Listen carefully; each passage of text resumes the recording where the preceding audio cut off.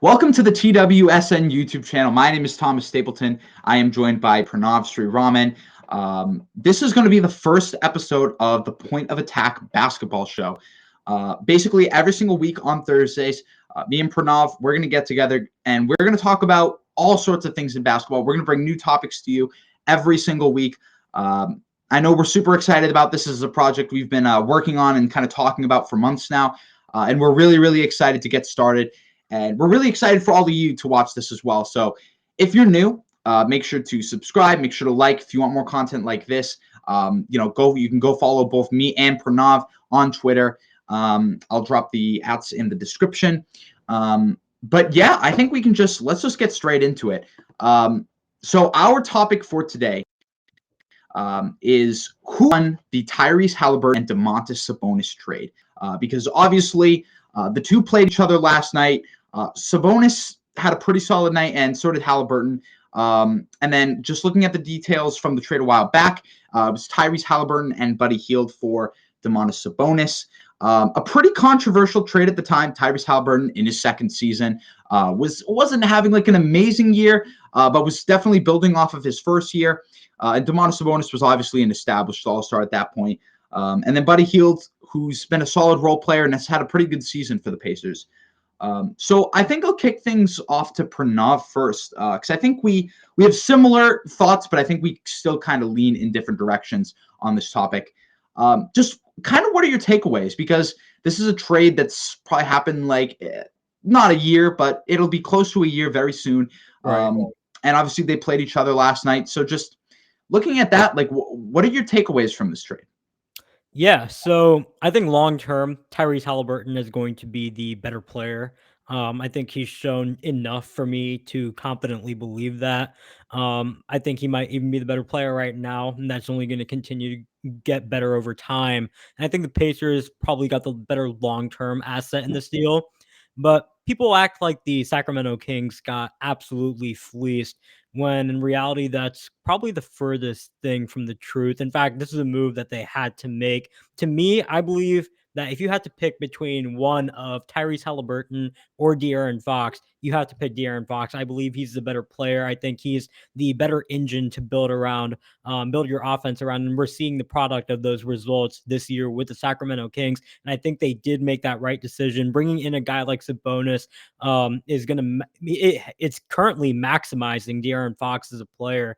I mean, with his passing, with his rolling, with his post play. I know it's not just Sabonis that the Kings brought in. They got guys like Malik Monk, Kevin Huerter, some of the best shooters and some of the best connected passers in the league that really makes their offense thrive the way it is. I mean, they have one of the 5 best offenses in the league right now, the second best offense in the league when Sabonis and Fox share the court together. But I mean, it's not just Sabonis. I get that, but bringing in Sabonis really has elevated Fox into taking that next leap. And I think that getting away from Fox has done a similar thing for Haliburton, where he's taken that leap because they both need to be in that primary initiator role. And I think that Fox is the better option for them.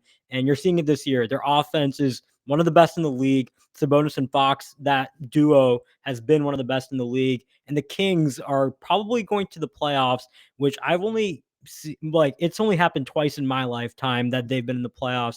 And so I feel like this is a move that they kind of had to make in order to maximize the skill set of their best player and also get to somewhere that they haven't been in so long. I think for me, I agree with a lot of what you said. For me, here's the issue. I think you always look at who is the best player in the trade that you're getting.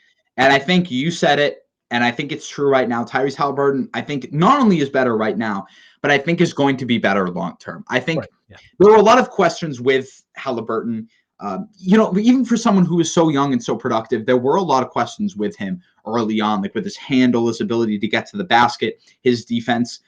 And offensively, I think he's answered a lot of those questions. There definitely still are weaknesses to his game. But I think specifically, he's been able to kind of overcome a lot of his issues. For example, like he doesn't get to the rim like a ton, but he is still top 15 in drives per game this year, which is really impressive. And he's just become one of the best shot makers in all of basketball. It's very legit. It's very legit. It's very legit. And if you look at his stats, just go back to this. You can even go back to college. His 2 years at Iowa State, his first 3 seasons in the NBA, he has been an incredible 3-point shooter. Like all around, one of the best shooters in basketball. He's shooting a ridiculous percentage on pull-up threes right now. He's improved in the mid-range. He's got a solid floater as well. So he's been able to kind of make up for the fact that he's on the skinnier side, isn't a great finisher, but he's just been able to make up for that by carrying an offense with pure shot making. And then obviously I think the passing at this point is pretty ridiculous. He definitely gets a lot of those like Rondo assists where plays are just kind of drawn up for shooters, and then the shooters will kind of just get into their rhythm. That's not really like him being like a great passer. It's more of just him like initiating offense. But he's been able to do that at a high level, and with him being able to collapse the paint more, he's kicking it out to the corner. He's finding rolling bigs. He's finding cutters. I just think like this is a guy to me that's going to be an All-NBA player, maybe even as soon as this season. And I understand the argument of Sabonis unlocks Fox more offensively, which I agree with. I definitely do agree with. But I also think with Sabonis, there is a cap on what you can on your ceiling as a team, and not because of his offense, but just because of his defense. Like he's not a horrible defender, but he's not a great rim protector. He's not great at covering the pick and roll. I just think there's such a ceiling to having a guy like that on your team. It's kind of like Alperen Sengun. I think that was kind of the argument for him out of the draft last season, and he's turned into a pretty good player. But it's kind of the same thing where he's a really talented offensive player, but I think there's always going to be a cap to building around that kind of player. You even see it with Jokic a little bit in the playoffs sometimes. It's just those type of bigs. There's just a cap on what you can do as a team. Yeah, I mean, I feel you on all of those points, but to me, it really boils down to, and I'll ask you this question: who do you think is the better long-term piece? I think looking at it from the Haliburton Sabonis standpoint, I think most people agree Haliburton is a better long-term piece, but it really comes down to who do you think is better long-term, Haliburton or Fox? And I think that's the question people have to look at when evaluating this trade. Would you rather build around Tyrese Haliburton or De'Aaron Fox? And that's why the Kings made the move that they did. And to me, that answer is Fox. What would your answer be? I think it's really close. I think my answer is going to be Haliburton, which I think is actually something we disagree on. I just think Fox is a lot better as a rim pressure, a lot better as an individual scorer. But I think with Haliburton's shot making, and I think Haliburton, like, this is such like a cliche thing to say, but he almost like he elevates his team more as a playmaker just with his ability. Fox does not have his ability to read defenses and to anticipate things as a passer. He's a good passer and he's a good pick and roll player, but he doesn't have that ability to kind of read defenses in the way Haliburton does. Not many do. That's not a knock on him. That's not a knock on But on the Fox. flip, Fox also collapses the defense much more than Haliburton does when he gets downhill. Yeah, I agree to a certain extent. I think this year Haliburton has been able to do that a little better. And I think another thing that I love to talk about with Haliburton is the growth curve. Just because of how substantially better he's gotten every single year, especially even since he was in college, just how much better he's gotten at certain things like getting to the rim, hitting shots off the dribble. I just think that's obviously you can't predict someone to magically become an elite rim pressure. And I'm not saying that's what Haliburton's going to do, but I think it's with the growth curve and the trajectory he is on, I think there's a very real chance that we see Haliburton potentially add some bulk, improve as an athlete. Because he's still young. He's still, I want to say, like About his 22. defense to you. I mean, out of college, I thought I kind of liked his defense, and I then agree. we've Yeah. seen in the league, it's kind of just continually declined, and to the point where he's a negative now. Do you ever see it like getting better? And if so, how much better? Because we talked about Sabonis possibly being like a defensive hindrance despite all the awesome things he does offensively. Do you see Haliburton kind of in that same box or no? I don't think Haliburton's a good defender. I'll say that right now. I also don't think Fox is a very good defender, Right. although I think he's gotten better this year because I think, a new environment. This is a winning situation. that sounds like very like ball don't stop, but its environment does play a factor in how much you're willing to play defense. And I think Fox this year has been better on defense because I think, winning cures everything. But Haliburton to me, and I think you'll agree with me on this, that Haliburton's defense isn't as concerning as Sabonis's Right. in the Yeah. sense of like the roles that they play. I do not think Haliburton's a good defender really at all.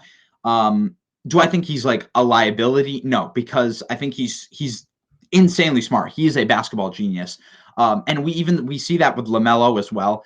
Where even though LaMelo was not a very good defender, you still see kind of plays where it's like he has very good defensive instincts and he And they just both use their length really well at times. exactly that too. So Haliburton's defense is not good, and he's very much not good at the point of attack. But I also don't think it's as wrecking as someone like Sabonis's is. Yeah, I feel like Sabonis, and like you brought up the Jokic, you brought up the Sengun comparison. I don't think he's that level of detrimental to a defense. I think that there are ways you could essentially mask him. It's not easy. I mean, the Kings have a bottom five defense for a reason. I mean, it's not just a Sabonis problem. They just don't have great defensive personnel. But I feel like there are some ways to mitigate his struggles on that end. And I mean, you talked about why you believe Haliburton is the better long-term piece than Fox.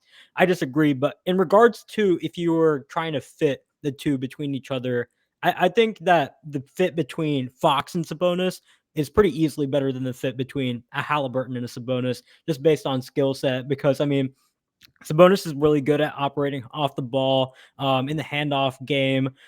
He's solid.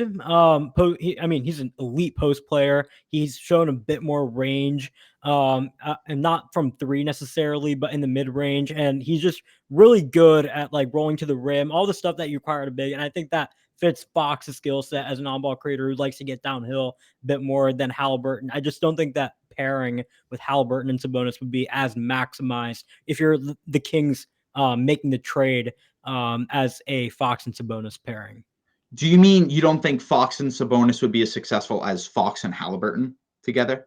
No, Or I meant, Haliburton and Sabonis? yeah, like let's say like you're the Kings GM and I you have see what you're saying now. Okay. So yes, in a sense, but I think the big thing is I like Fox and Haliburton more than Fox and Sabonis. And I think that's the real conversation together because I think, yes, fit absolutely matters. But I think if you're just taking the two best players, and Haliburton's so smart to me that I feel like they would have made it fit. I feel like here's my biggest issue. I feel like they gave up on it too early. I feel like they saw that it wasn't like a seamless fit early on.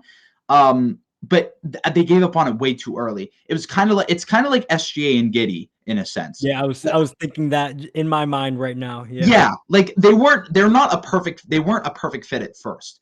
But Giddey is so smart and he has figured out a way to make it work. It's still not perfect, but OKC is trying to make it work. Giddey's become much better as a cutter, much better as an off-ball player.